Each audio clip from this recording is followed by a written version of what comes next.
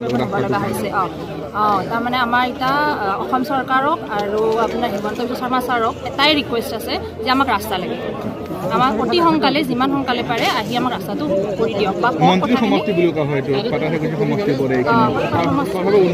তথাপিতো উন্নতি হোৱা নাই। বাকী চব জাগাত চাওক আপোনাৰ সৰু সুৰা গাঁৱত আপুনি গ'লেও গম পাব ৰাস্তাবিলাক ইমান ভাল, কিন্তু আমাৰ ইয়াত এইটো কিমান ইম্পৰ্টেণ্ট ৰাস্তা, মানে এৰে পৰা আমি নলবাৰী অতি সোনকালে যাই পাওঁ। ইমান ইম্পৰ্টেণ্ট ৰাস্তা হোৱাৰ পিছতো আমি কিন্তু একো পোৱা নাই, মানে আমি একো লাভ পোৱা নাই। আমি চৰকাৰক ভোট দিও একো লাভ পোৱা নাই। আমি ইমান দিনে আমি এইটো চৰকাৰকে ছাপোৰ্ট কৰি আহি আছোঁ, আমাৰ গাঁওখনে ছাপোৰ্ট কৰি আহি আছে, কিন্তু আমি একো লাভ পোৱা নাই। চ' আমাৰ এটাই ৰিকুৱেষ্ট, বাৰিষাৰ সময়তো বহুত এক্সিডেণ্টো হয়। মই একচুৱেলি স্কুলত কাম কৰোঁ, মই সদায় অহা যোৱা কৰিব লগা হয়। আমাৰ কঁকালৰ পেইন বিষ হৈ গৈছে, তিৰোতা মানুহৰ এতিয়া বহুত অসুবিধা হৈছে, চবৰে অসুবিধা হৈছে, সৰু ল'ৰা ছোৱালীৰো বিৰাট অসুবিধা হৈছে। এতিয়া আমি বিচাৰোঁ যে ৰাস্তাটো হ'ব লাগে, অতি সোনকালে হ'ব লাগে। 2026 ইলেকশ্যনৰ আগত আমি ৰাস্তা পাব লাগে। সঁচাকৈ দুখ লগা কথা যে যিখন চৰকাৰে মহিলা সবলীকৰণ আৰু চৰকাৰৰ উন্নয়নৰ ক্ষেত্ৰত অকল পথ উন্নয়নৰ কাৰণে হেজাৰ কোটি টকা খৰচ কৰি, বিশেষকৈ আপোনালোকে দেখিছে যে গুৱাহাটীখনত বহু পথত মানে ফ্লাইঅভাৰ বনাইছে, আৰু আমাৰ ইয়াত মাত্ৰ 3 কিলোমিটাৰ পথ বনাবৰ কাৰণে, য'ত হয়তো খুব বেছি 6 কোটি বা 8 কোটি টকাৰ প্ৰয়োজন হ'ব, সেই কামখিনি কৰিবৰ কাৰণে ইয়াৰ স্থানীয় যি MLA আছে, যিজন মিনিষ্টাৰ, তেওঁলোকে কোনো গুৰুত্ব দিয়া নাই। আজি 3 বছৰ নহয়, আজি 10 বছৰ ধৰি এই ৰাস্তাটো এনেকুৱা ধৰণে পৰি আছে।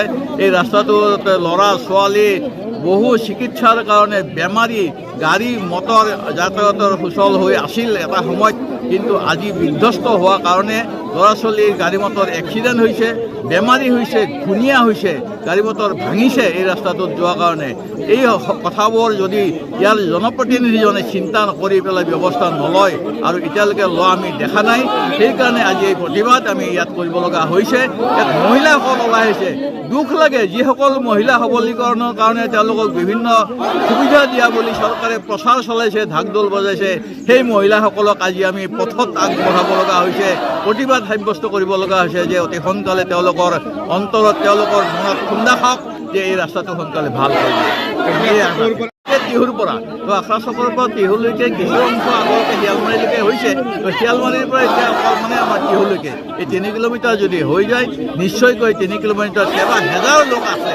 বিগত ইলেকশ্যনত এই গোটেই মানুহখিনিয়ে ইয়াৰ যি প্ৰতিনিধি ৰঞ্জিত দাস, তেখেতকেই ভোট দিছিল।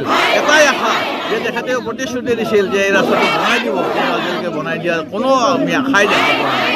বিভিন্ন প্ৰতিশ্ৰুতিৰে আমাক মানে অকল বিপথে পৰিছিল, শুদ্ধ কথা এতিয়ালৈকে আহি পৰা নাই, হোৱাগৈ নাই। আমি আশা ৰাখিম তেখেতসকলে সোনকালে এই পথটো উন্নয়নৰ ব্যৱস্থা কৰিব। শিয়ালমাৰী হাতীপাৰা এই যিটো টিহু আখৰা পথ আছে, এই পথটো আজি বহু বছৰ ধৰি আমাৰ জৰাজীৰ্ণ অৱস্থাত আছে, যিটোৰ কাৰণে এই অঞ্চলৰ ৰাইজে জীয়াতু ভুগিছে। গতিকে এই বিষয়ে এই ৰাস্তা মেৰামতি কৰাৰ ক্ষেত্ৰত অসম চৰকাৰৰ বিভিন্ন বিভাগক, আনকি মন্ত্ৰীকো আমাৰ ৰাইজৰ ফালৰ পৰা এনেধৰণৰ দাবী এটা জনাইছিল, অনুৰোধ কৰিছিল যে ৰাস্তাটো মেৰামতি কৰি দিব লাগে, যিটো ৰাস্তা নলবাৰীলৈ যোৱাৰ কাৰণে অতি চমু পথ, প্ৰায় 3-4 কিলোমিটাৰ। গতিকে এই ৰাস্তাটো মানে নিৰ্মাণ কৰাৰ ক্ষেত্ৰত ৰাইজৰ এই দাবীটোক আওকাণ কৰিছে চৰকাৰে, আমাৰ মনোভাৱ হৈছে। আৰু আজি সেয়েহে এই উক্ত অঞ্চলৰ বৃহত্তৰ অঞ্চলৰ ৰাইজে একগোট হৈ এটা প্ৰতিবাদী কাৰ্যসূচী ইয়াত কৰা হৈছে।